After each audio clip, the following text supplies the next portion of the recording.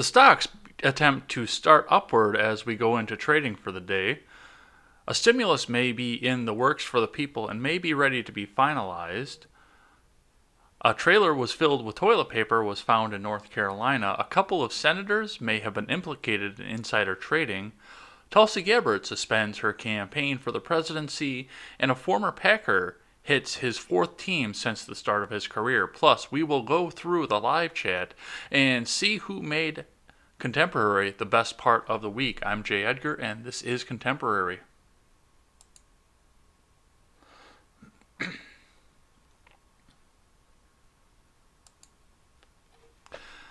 So apparently when you have a power outage on this computer, it knocks the main microphone out, and you don't see it until after you hit the live button because you usually keep it muted anyway. So this is our second attempt at this stream, so we have great duct tape production going on here, I'm telling you folks, but we do have a lot to get to today, and we're just a bit behind the 8 ball as we sit right now, so we are going to have to get right into it. But first, before we do anything, make sure you go over and check out freedomscoop.com.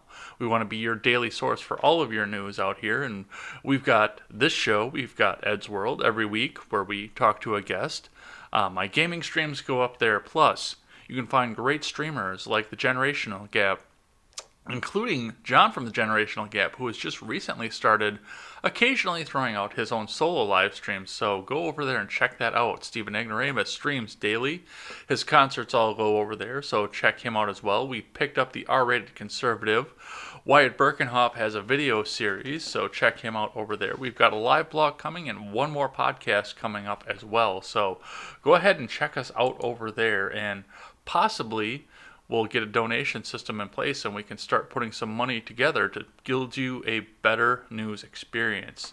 But let's talk about the way that money is flowing in this country to start with. So the first part of news that I have today is the fact that we've heard this before, and it may mean nothing at this point, but it looks like the Dow is getting ready to start up again. This is from Investors Business Daily. Dow Jones futures signal coronavirus stock market rally amid stimulus hopes. Tesla, Boeing, AMD, Nvidia, and Amazon rise. This is from Ed Carson over at Investors Business Daily. Dow Jones futures rose Friday morning along with S&P 500 futures and NASDAQ futures, signaling the first back-to-back market gains since the coronavirus stock market crash began a month ago. Stimulus hopes are fueling gains, even as California imposes a stay-at-home order to slow the COVID-19 spread. Gains were widespread through futures are off this morning's highs. Tesla stock and Boeing stock turned higher after both fell overnight. Meanwhile, Advanced Micro Devices, AMD, Nvidia, Dexcom, Amazon, and Adobe rallied after they found bullish support Thursday. The Trump administration and Congress are mulling a stimulus package of $1 trillion or more, including aid to businesses and checks for most Americans. Other governments are mulling stimulus actions. On the monetary side, the Federal Reserve and other central banks have unleashed massive stimuli of their own. We talked a bit about that in the repo market. Thank you to Ron Helton for those articles yesterday, what that could mean and what they're trying to do. We're going to see some inflation off of this, and it's an unfortunate side effect of everything else here, but we're sitting at a point where it's either look at a little bit of inflation or let people starve to death in this country, and I'm not about to go to the second one. As much as I hate government intervention and as much as I myself won't take it, I said yesterday that stimulus check comes, I'm going to tear it in half and mail it back to the government with dirty words all over it. But if you are having a hard time, if you're not paying bills, if you're starving to death, I do not recommend you do the same. If that money is coming in, we'll deal with it. We'll find a way. We're Americans. We help each other. We will deal with it. But if you can get away without using it, I would recommend not using it. I can't tell you what to do, but yeah. If you can afford it, I would recommend not using it. But on the other side of this, we're looking at some tech companies that are going up. AMD, Nvidia, Dexcom, Amazon, and Adobe. Adobe PDF files, obviously. I'm not really sure why that one's going on, except for people working from home. I could see that one popping up there. But Amazon, people under quarantine aren't going to be watching their Prime Video. Some of them are going to sign up for Prime for the first time so they can get access to that sweet Prime Video, or buying digital video right off the website. I know I see a lot of people on Instagram and Facebook stories talking about all the series that they binged. And I think to myself, it must be nice, but I mean, I would rather do this than sit and binge watch TV anyway. I would rather be here for you guys than sit and binge watch TV. This is much more rewarding to me. There are some series, yes, I'd like to sit back and watch, and this isn't an Ed Talk Saturday, so I'll probably do some of that tomorrow, but yeah, I would rather be doing this during the week, and my other job too, which doesn't close down and needs the people right now. So, but it's the same thing. NVIDIA, people are going to realize their video cards aren't crap, or find some other of their wonderful accessories. AMD, sometimes people are going to have to actually build some new stuff, or I can see why all these stocks are going up. And of course, now we've got Tesla and Boeing are going up because they are set to receive massive stimuli from the government as well. So this is going to be a good thing. As much as I hate it, this is going to wind up being a good thing for everybody. CNBC also has some words on this. This is from Fred Imbert and Pippa Stevens. The Dow is set to open 400 points higher. A second day of gains, tech shares jump. U.S. stock futures jumped on Friday, pointing to a second day of gains.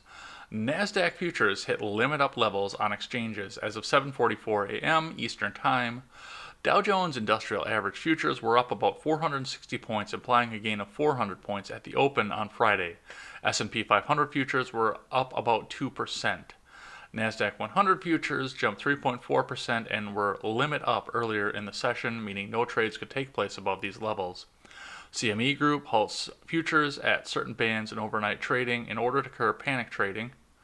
Futures have hit these extreme levels multiple times during this volatile month, mostly to the downside. Now, don't say that's CNBC. It hasn't been mostly to the downside. Just because one day extra went to the downside. Well, technically 2 days, because it's been 2 days in a row it went to the downside, which took away one of the 1 days. Other than that, if we remember, and I read it every morning on the show, it's been limit up, limit down, limit up, limit down. So, yeah, don't say that. A number of factors contributed to the positive sentiment. California issued a statewide order to stay at home for its residents, the kind of drastic measures investors have been hoping for to slow the spread of the novel coronavirus and reduce the long-term economic damage. The U.S. dollar declined after central bank actions. A global rush into the greenback for safety and liquidity has sent the currency soaring, but at the same time it's given another hit to big U.S. exporters by raising costs at this difficult time. Well, like I said, I think a lot of the quarantine stuff is going to push some of the tech stocks up, but for the most part, this is going to be a good thing. And let's go ahead and check out what we have that's causing some of this here. So there's been a lot of volatility going on. The first thing we're going to do is talk about these stimulus packages because, like I said, I don't agree with it, and I'm not really into the idea of doing that, but a lot of people are. So this is from Fox News, Brooke Singman. McConnell says stimulus checks would go to most Americans as senators eye higher amount. Senate Majority Leader Mitch McConnell signaled Thursday that the third phase of Congress's coronavirus response plan would aim to deliver stimulus checks to the majority of Americans in a bid to provide relief to families under economic strain as rapidly as possible. McConnell, Republican Kentucky, speaking on the floor, outlined the emergent Senate GOP proposal to provide direct financial help as the nation grapples with the COVID-19 global pandemic. Senate Republicans want to put cash in the hands of the American people, McConnell said Thursday, noting that lawmakers are currently finalizing a structure that can quickly send assistance to Americans. An outstanding question has been whether the aid would be restricted based on income and work status. McConnell indicated job status would not be a factor and that the money would go to unemployed workers and those recently laid off, those still working, and retirees, even if they're already receiving Social Security checks. While officials have indicated the ultra-rich would not be eligible, McConnell said Thursday the checks would still go to everybody from the middle class on down, period. How the middle class is defined can be a contentious subject when stimulus checks are on the line. One source told Fox Business Network that the amount would start to reduce for those making $75,000 and above, and the checks would be limited to those who make $99,000 a year or less. So yeah, they're still squabbling over making sure the rich don't get to take part in this. Must be a Bernie Sanders thing. Who knows? Let's see. CNN says on the opposite side, from Paul LeBlanc, exclusive, McConnell defends crafting a $1 trillion stimulus plan without the Democrats. Senate Majority Leader Mitch McConnell on Thursday defended the Senate Republicans coming up with a proposed $1 trillion economic stimulus plan to battle the coronavirus without any input from Democrats, saying bipartisan negotiations were skipped in favor of speed. Which I see some of this coming along, and we see some of it coming out of Pelosi's house, and we'll talk a bit about what Schumer had to say about it, but I know Pelosi is insisting that we take her stimulus package instead because, God forbid, a Republican should help the people. People might vote for them. Oh my God. But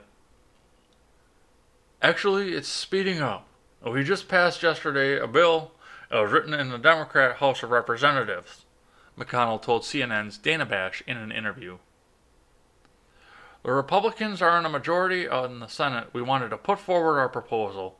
We feel like we have an obligation to do that, as a majority of the Democrats, of course, need to be given an opportunity to react to it, and that all begins tomorrow. So don't create controversy where there isn't controversy. The emergency economic aid proposal would include direct payments to Americans under a certain income threshold, $200 billion in loans to airlines and distressed industry sectors, and $300 billion in forgivable bridge loans for small businesses. The proposal's formal rollout sets the stage for Republicans and Democrats to try and reach a bipartisan agreement to move a stimulus package forward as the virus continues to spread. When Bash pushed the Kentucky Republican on whether moving forward without Democrats at the start of the process will actually slow the bill's passage, McConnell said, "This is the quickest way to get it done. Trust me. This is the quickest way to get it done. Exactly the way we're doing it." House Speaker Nancy Pelosi and Senate Minority Leader Chuck Schumer, in a joint statement, declared the proposal. Do you think they look like the Gothic farmers again? If they did a joint statement? Except the Gothic farmers 6 feet apart.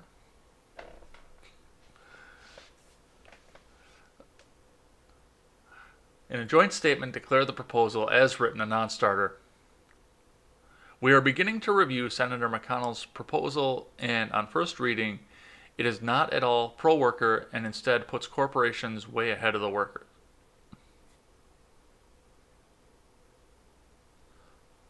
The proposal literally gives money to the workers.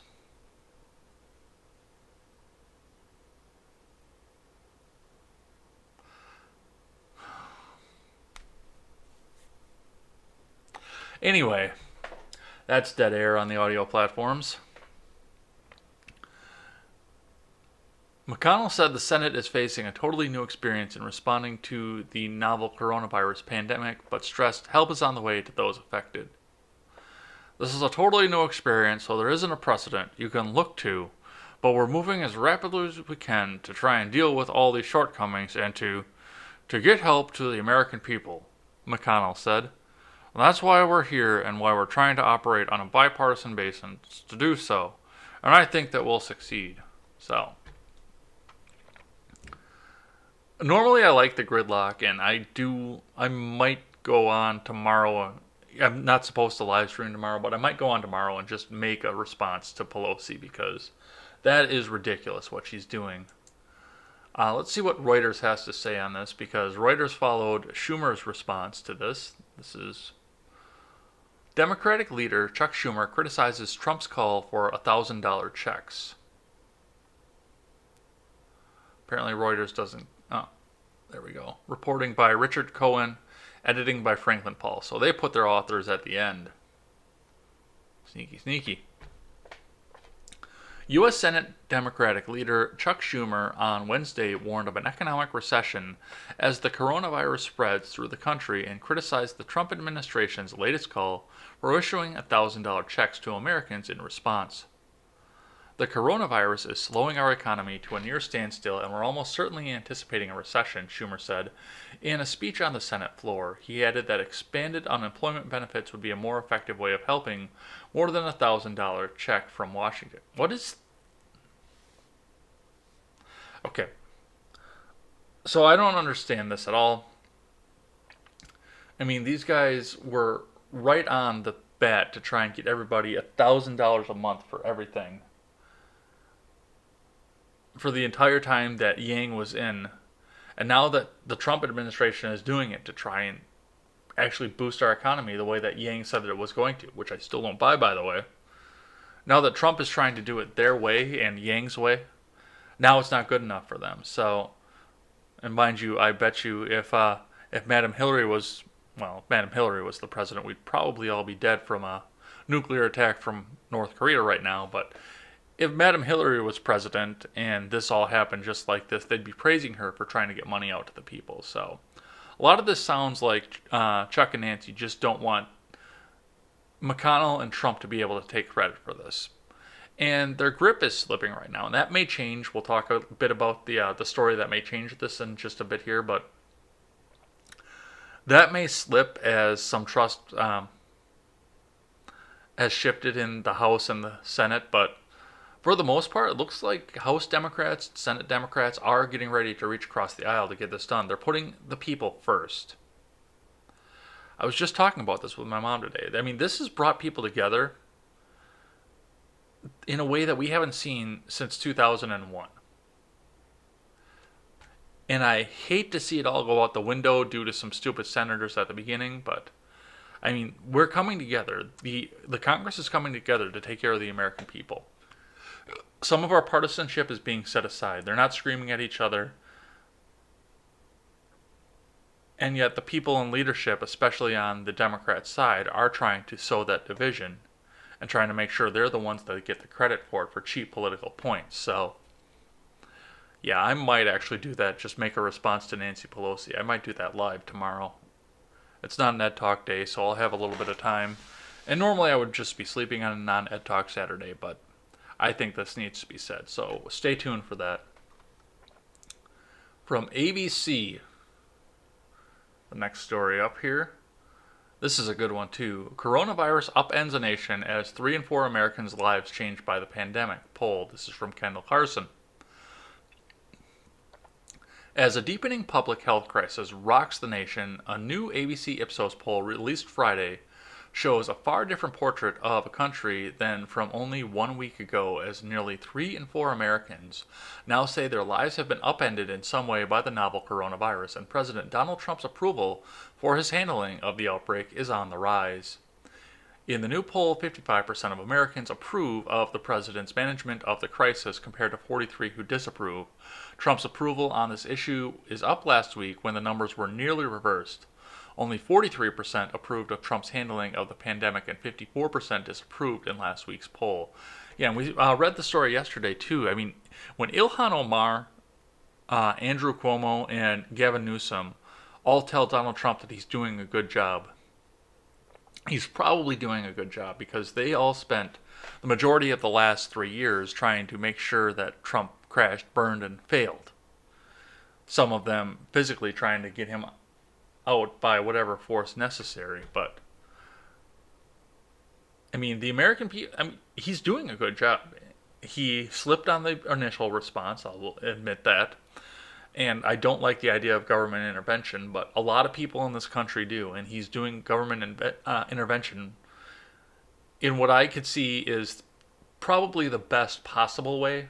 Not maybe the right way, but the best possible way given the situation that we have. So I wanted to put that in there to show that, yeah, he is above 50% on approval rating on this particular issue. He still hasn't cracked 50% on general approval rating, but honestly, I think that's coming. I really do. I would not be surprised if RCP had an aggregate poll out next week that showed him nearly the 50% mark, higher than he's ever been. I wouldn't be surprised by that. Now, of course, a lot of things could happen between now and next week, but as things are sitting right now, I wouldn't be surprised to see that at all. In border news, ICE pauses most immigration enforcement amid coronavirus outbreak. This is from Ursula Perano. U.S. Immigration and Customs Enforcement said Wednesday that it will immediately delay the bulk of its deportation efforts among the novel coronavirus pandemic, and instead focus on undocumented persons who have committed criminal acts or who threaten public safety. Why it matters. The announcement aims to curb the spread of COVID-19 and to encourage anyone who needs testing or treatment to pursue medical assistance. What they're saying. During the COVID-19 crisis, ICE will not carry out enforcement operations at or near healthcare facilities such as hospitals, doctors' offices, accredited health clinics, and emergent or urgent care facilities, except in the most extraordinary of circumstances, per an ICE statement. So yeah, for right now, they're not going to go after the person who's been here and is, for the most part, paying sales tax. And this would be a good time, people, to go online, especially if you're under quarantine. This would be a great time to go online and go figure out what it would take to get the citizenship question started, or at least get the path to citizenship going. This would be a great time for that, especially if your job is shut down for right now and you've got that stimulus coming. Because, I mean, if you're sitting around and you've got that time, do it right so you don't have to worry about ICE anymore. That'd be a great time for that. I don't know. Who knows? Maybe we can talk the ICE and the Department of the Interior to waive some of the charges against you as well, especially if you are going to take the time and go down the right path. So this could be a good thing, I think. And again, they're still going to do enforcement against the rapists, the murderers, and the people that are actually committing crimes over here. So they're just going to leave the people that are kind of going to work and contributing to the society alone for right now. So I like the idea. Maybe, yeah, let's get some of these people in and paying taxes. So this is a fun story, kind of giving the idea of what people do when stuff happens. This is from KENS 5 out of San Antonio. 18,000 pounds of toilet paper found in a stolen tractor trailer in Guilford County. Deputies followed a vehicle to a warehouse dock facility a short distance off I-40 in Whitsett, North Carolina. The Guilford County Sheriff's Office said they found nearly 18,000 pounds of commercial bathroom paper products in a stolen 53-foot Hyundai dry van trailer on Wednesday.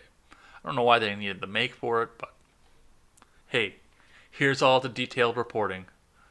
The author is, by the way, I usually say that right in the beginning, is Carrie Hodgkin over at WFMY News 2 Digital. Sheriff Danny Rogers said their specialized enforcement unit initiated an investigation on the driver of a tractor trailer who was traveling on Interstate 40 in Whitsett, North Carolina. Rogers said that the driver was in violation of North Carolina motor vehicle law, so deputies followed the vehicle to a warehouse dock facility a short distance off the interstate. Deputies encountered the driver and determined the tractor trailer was stolen from a local facility and was being used to transport nearly 18,000 pounds of toilet paper and paper towels. The sheriff's office said it's not clear whether the driver knew he was hauling a stolen trailer, which is why no charges have been filed yet. Investigators transfer... How do you not know what's in your manifest?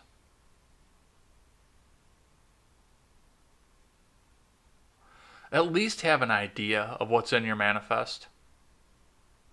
That's a really good way to get in trouble, as we're seeing right now. Investigators transferred the load from the stolen trailer to another so it could continue on its way to be delivered. This investigation is ongoing and no arrests have been made at this time.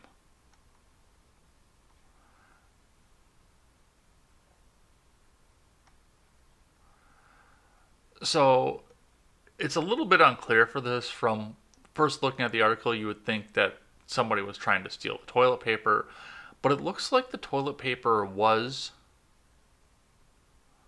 legitimate. And okay, so and he knew that it was going to, but he'd come and picked up a preloaded trailer, and the trailer itself was stolen, not necessarily the product within. So that's interesting. That adds a completely different twist to this. But yeah, if you don't know what's in your manifest, then you should at least have an idea. Even if it's confidential, top secret, or whatever, you should at least have an idea what's in your manifest if you're trucking, but that's just me. So let's talk about this stupidity with the insider trading. So according to just a quick search over Twitter last night, it appears that a handful of senators were briefed about the COVID-19 outbreak coming to American shores late last week. Or, not late last week. Wow, I am really tired right now. Late in January, they were informed of all of this and immediately sold off several large chunks of stocks that could potentially crash in an outbreak like this. And there's one twist to this as well. One of the senators actually did something that may show intent and may show insider trading. Right now, when I look at this, and we'll read the articles in just a second, I don't see anything that passes the threshold of intent for insider trading. It is scummy as fuck what they did. It is scummy and it's nasty, and I hate the fact that they did it. But for the most part, there's no intent, for lack of a better word.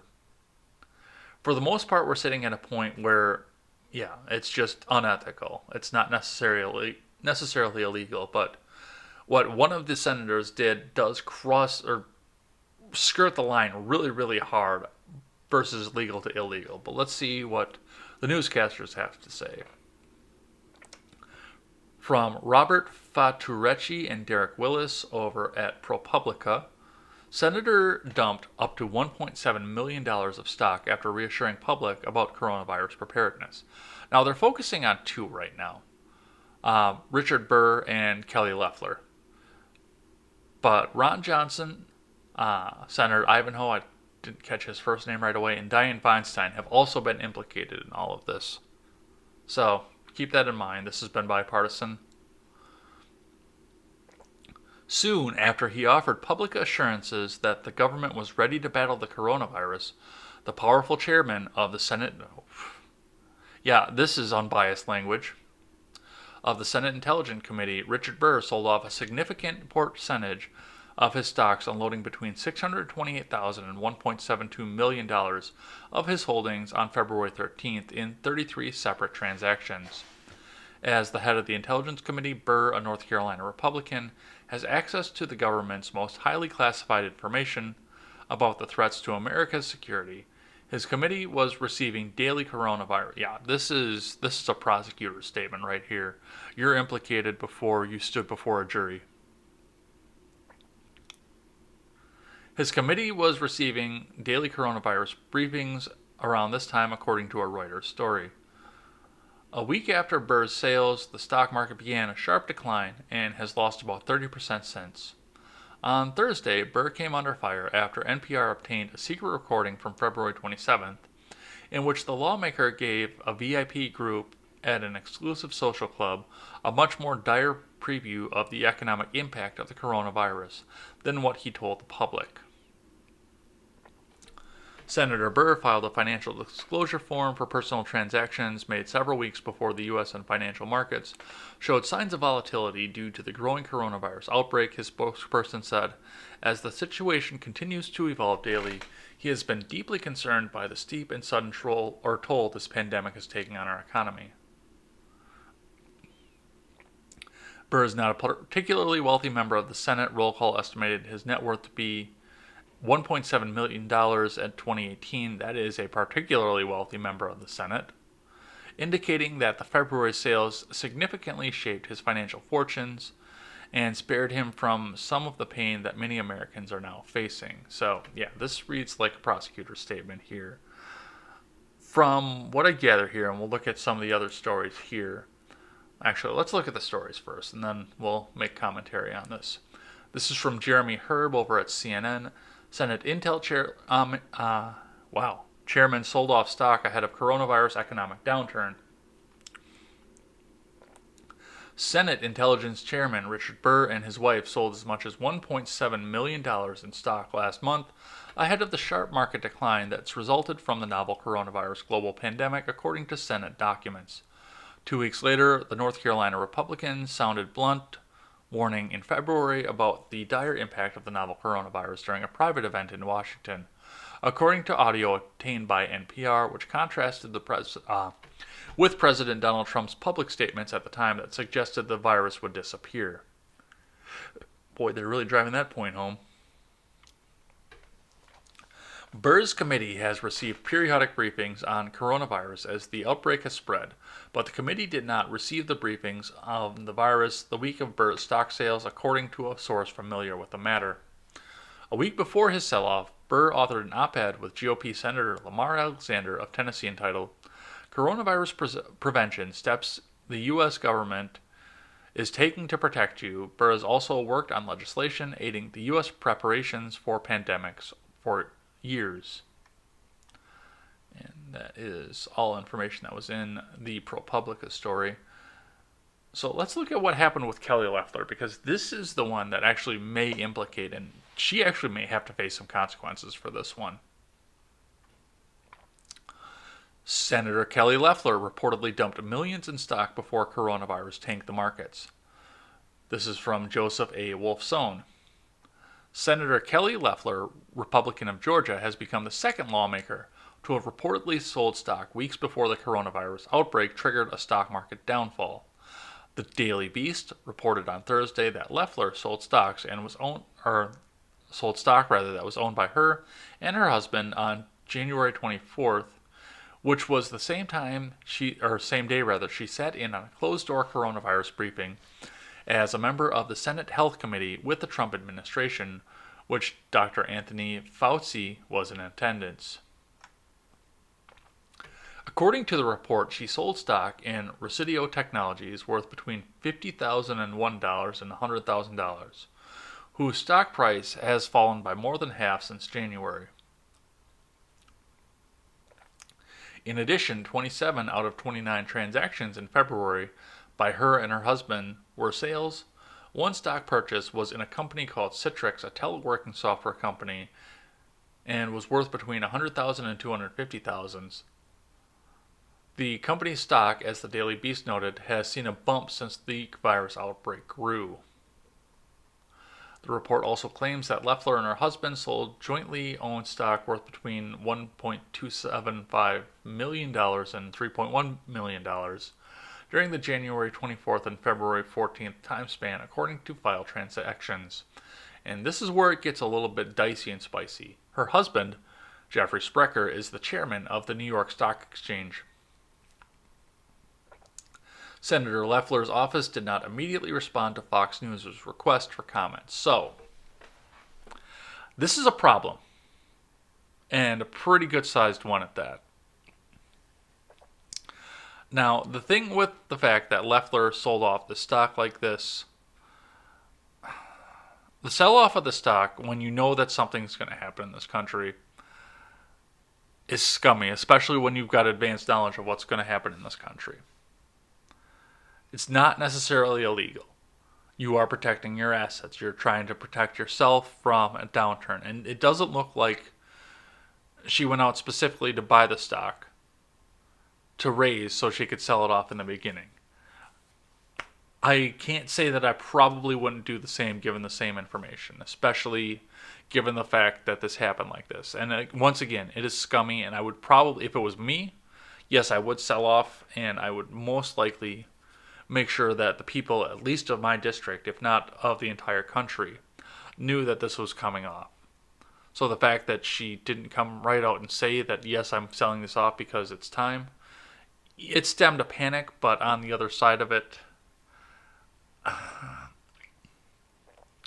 you're sitting in a really, really gray area morally on this. But the problem with Leffler, additionally to the fact that her husband is the chairman of the New York Stock Exchange. The problem with Leffler is the fact that she also went out and bought a telecommunications company right away, or stock in it at least. It is really hard to throw intent at this. Now, from what I've read, it looks like Leffler is actually going to be facing consequences. She's not going to be allowed to run again in her district when her term is up, but man, this is not something that I would actually want to sit down and judge either in a professional setting. This is not something that I want to try and figure out or try and punish somebody for, because to prove intent is the hardest part. Now, yes, in a time where you know that a lot of people may be telecommuting to work at some time, it may be smart to go and buy stock in a telecommuting company, especially a startup, when switchboards like Zoom and Google Hangouts are going to be started to be flooded with people. It would be smart to get into an alternative, but geez, man.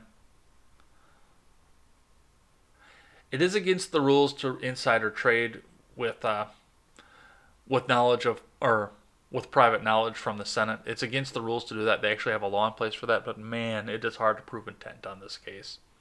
And it's the same thing with Burr, too. I mean, it is hard to prove intent. It's hard to prove whether you're going out to enrich yourself or just trying to protect your assets, knowing what you know. So, the fact that, I mean, I guess if I was in McConnell's place, she'd be off committees, and she wouldn't, again, be supported in a re-election bid. But man, that one's a hard one for me.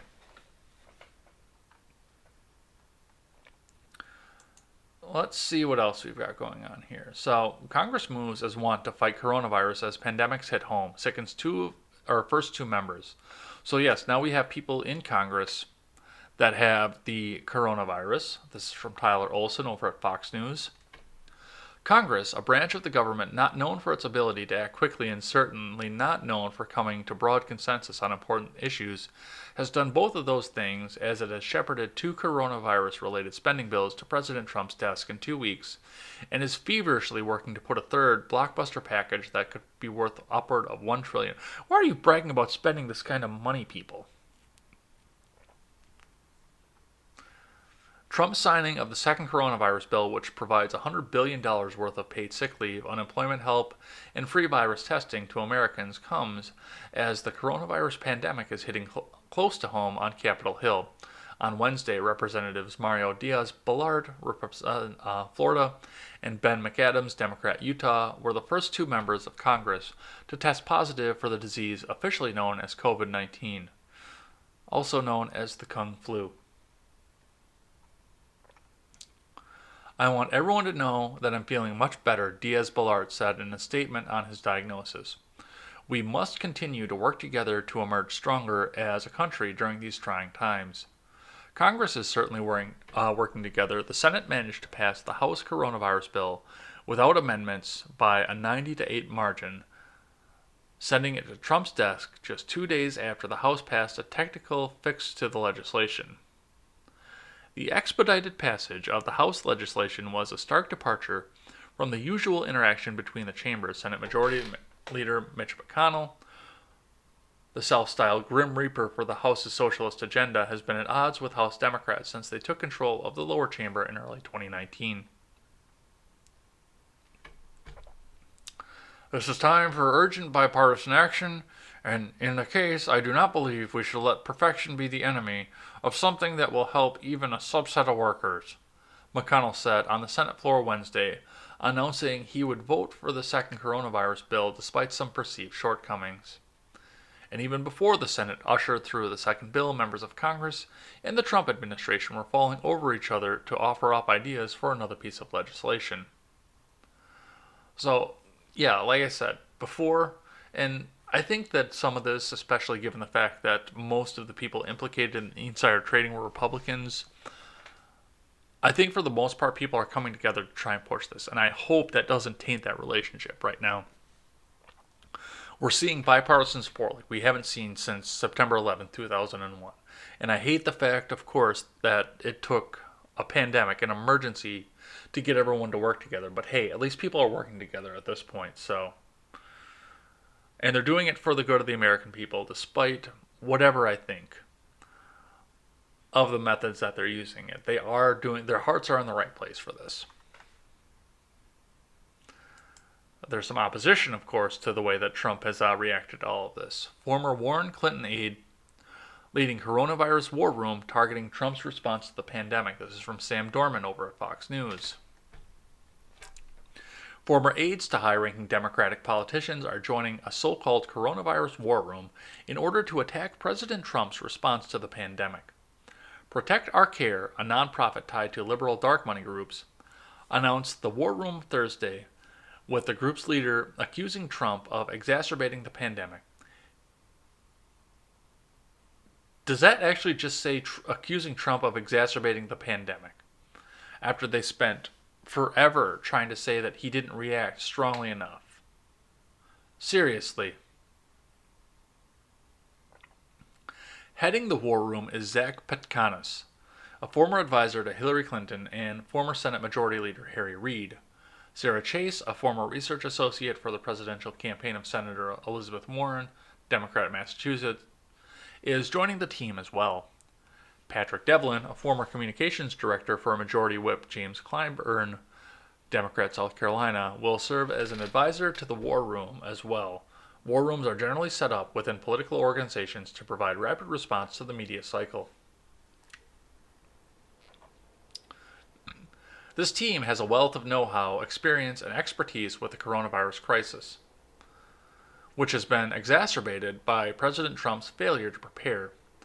We need the best in the business working on advocacy efforts to hold President Trump accountable for his failure to lead, said Brad Woodhouse, Protect Our Care's executive director.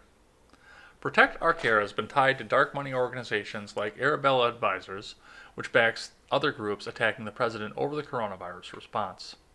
So even as we're coming together at this point, and we are doing so very, very well, we still have people that are trying to push the division out there to try and make sure that no Republican gets credit for any of this. So I can't believe this is happening. I'm sorry to the fact that I have no words for this, but yeah, this is happening. And people are still trying to play this up for political gain. For the most part, the president has stopped trying to play this up for political gain, and I do think that he was trying to do it in the start. But for the most part, the response is good. Congress is coming together. They're trying to help the American people. So I feel this war room is going to fall flat very soon. Who knows? Maybe it might even destroy Joe Biden's chances as he's going forward. And the last thing I have on the COVID-19 outbreak comes from the state of California. This is from CNN. California orders its nearly 40 million residents to stay home to prevent the spread of the coronavirus. This is from Faith Karimi and Sarah Moon. California ordered its nearly 40 million residents to stay home to prevent the spread of the coronavirus, marking the first statewide mandatory restrictions issued in the United States.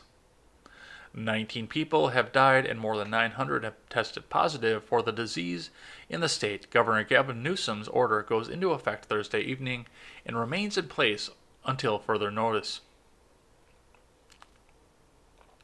Under the order, essential services such as gas stations, pharmacies, grocery stores, farmers markets, food banks, convenience stores, and delivery restaurants will remain open. So will banks, local government offices that provide programs and services, and law enforcement agencies. Non-essential services such as dine-in restaurants, bars, gyms, convention centers will shut down. Newsom's order comes after he asked President Donald Trump to send a U.S. Navy medical ship to provide more healthcare options for the state, warning that more than half of California's population could get infected in 2 months. That's because they're all packed into just a couple of cities. We project that roughly 56% of the state's population, 25.5 million people, will be infected with the virus over an 8-week period, he said in a Wednesday letter to Trump asking him to send the USNS Mercy Hospital ship to the port of Los Angeles for use through September 1st. California has been helping people returning to the U.S. from overseas and needs the San Diego-based ship to help decompress its healthcare system as infected rates skyrocket, Newsom wrote. He warned that infection rates are doubling every 4 days in some parts of the state. Newsom told California residents that they can participate in some activities as long as people maintain a social distance. So yeah, they're on lockdown right now. They can't do anything. And I've already said that if Harvey McCloud needs to get busted out because her and her husband are deep behind enemy lines, then we will do some busting out. So we will head over there and help them out. And yeah, we will mount a rescue effort if we need to get our own out from behind the deep enemy lines of Gavin Newsom's prison state. In all reality, it's a good idea, and yeah, if it's doubling that fast, as tight as they live in that state, especially on the coastal region, it's probably not a bad idea to do so, but still, you hate to see people locked in their homes over something like this. We do still need to have due process for people. In news that's not related to the coronavirus, Tulsi Gabbard ends 2020 campaign and endorses Joe Biden. This is also from CNN, from Jessica Estepa, Gregory Krieg, and Dan Merica. Hawaii Representative Tulsi Gabbard on Thursday ended her presidential campaign and endorsed former Vice President Joe Biden. I know Vice President Biden and his wife, and I'm grateful to have called his son Beau, who also served in the National Guard, a friend, Gabbard said in a statement. Although I may not agree with the Vice President on every issue, I know that he has a good heart and is motivated by his love for our country and the American people. Wait, is this Tulsi Gabbard or Marianne Williamson? Who knows? Gabbard has backed the Vermont Senator Bernie Sanders in 2016. The Congresswoman said Tuesday's primary results, when Biden swept the races in Arizona, Florida, and Illinois, made it clear that the voters had picked Biden to take on President Donald Trump in the general election. Biden said he was grateful for Gabbard's support. Tulsi Gabbard has put her life on the line in service of this country and continues to serve with honor today, the former vice president said on Twitter. I'm grateful to have her support and look forward to working with her to restore honor and decency to the White House. Gabbard also pointed to the coronavirus pandemic as a reason for leaving the race and said Americans and the global community needed to work together to fight the coronavirus pandemic. I think she's waiting for 2024. I feel the best way that I can be of service at this time is to continue to work for the health and well-being of the people of Hawaii in our country and Congress, and to stand ready to serve in uniform should the Hawaii National Guard be activated. So, is she back on the ticket then for her representative spot? Because I know she had suspended that prior. She wasn't going to run again for her rep spot. I wonder if she's back on the ticket now for that. That would be interesting to see. Gabbard launched her campaign in January 2019, but it was almost immediately beset by internal dysfunction. Her first campaign manager only learned of her announcement live on CNN from a reporter calling to ask about it. So, goodbye, Tulsi. Thanks for coming in and shaking things up. Thanks for sinking your claws into Kamala Harris and Elizabeth Warren. And a lot of other things that you did along the campaign trail. We're really happy to see you out there. We wish you the best, and surf's up. I got one more story here before we read all the people that did the live chatting here throughout the past week. This is from NFL.com, from Kevin Petra. And this is a special interest story to me because this guy used to be a Green Bay Packer, and it's very, very fun to say his name. I'm sorry. Cowboy signing Clinton Dix to a one-year deal. The Dallas Cowboys continue to do work late at night. After getting a deal done after dark with Amari Cooper on Monday and Gerald McCoy on Tuesday, Jerry Jones' team was back to its nighttime party once again. Thursday night, Dallas agreed with veteran safety Clinton Dix per his agents at Sports Trust Advisors. NFL Network's Jane Slater reported the contract is for 1 year and worth $4 million with $2.5 million fully guaranteed per a source informed of the pact. For Cowboys fans waking up, the news might feel like a dream. The team finally went out and signed a safety. Years have passed without Dallas addressing the need on the back end. Clinton Dix isn't a huge signing, but it's a start. Really? I don't know what he did with the Redskins and the Bears because I don't really watch all teams anymore like I used to before the kneeling controversy. But I watched this guy on the Green Bay offensive line, and my God, he was a hero. He could do whatever they needed him to do on the fly. So, for NFL to say this wasn't a huge signing, you are way underestimating this player. And I wish Clinton Dix the best. I look forward to the competitions coming up between the Cowboys and the Packers. Coming next year, we'll all play fair. And, of course, now this means that Clinton Dix is working with McCarthy again. So, that'll be fun to watch as well because they work very well together. This is going to be a huge thing for them. The 27-year-old joins his fourth team in 3 years after being drafted in the first round by the Packers in 2014. The safety lasted 4.5 years in Green Bay before being traded to the Washington Redskins mid-season 2018. Clinton Dix then signed with Chicago on a 1-year, $3 million deal last offseason. Haha. Rejoins former Packers head coach Mike McCarthy in Dallas. We just talked about that. Who assuredly knows the good and the bad of the safety's game. When on, Clinton Dix is patrolling the deep third and unafraid to bring physicality. When off, he's taking poor angles and getting dusted by quicker receivers. Yeah, when he is on, though, he is on. Yeah, this is going to be a good pick for Dallas. So, on Fridays, we shout out the people who live chatted throughout the week, and we will start with the people who are live chatting now. So, Never Evil, thanks for coming in today. And Music Man, thanks for coming in and checking us out. And let's see who talked throughout the past week. We had Seawall yesterday pop in and say hi. And Sully Blue came in and said, "What up, Jay?" in the beginning here. We had a pretty busy day over on Wednesday. Miami 1984, Ron Helton, Job for 9, Saint, RRC Podcast, and the R-Rated Conservative on 2 different accounts came in and said hi. Blind Fear Baby Boy, Seawall 728 again, Sully Blue, and Darkwing Duck. And Darkwing Duck posed the question. He asked if I read the live chat. Yes, I do read all the live chat. I just don't do it on air for this particular show. During the Ed Talk, during Ed's World, and during my video gaming sessions, I read the live chat live as we go. But as we go through contemporary, I'm just trying to get headlines and get you the news as quick as possible. So we reserve this for the day. Tuesday, we had Sully Blue and Nephilim Ninja and Ron Helton all come in and chat. So thanks, you guys. And on Monday, we had the R-Rated Conservative. We had Seawall. We had Sully Blue. And that was everybody. So thanks everybody for coming by and making this the best part of the week, the best part of your morning. And if you can't catch us live, go ahead and check us out on the audio platforms. Give us that 5-star rating and a good review.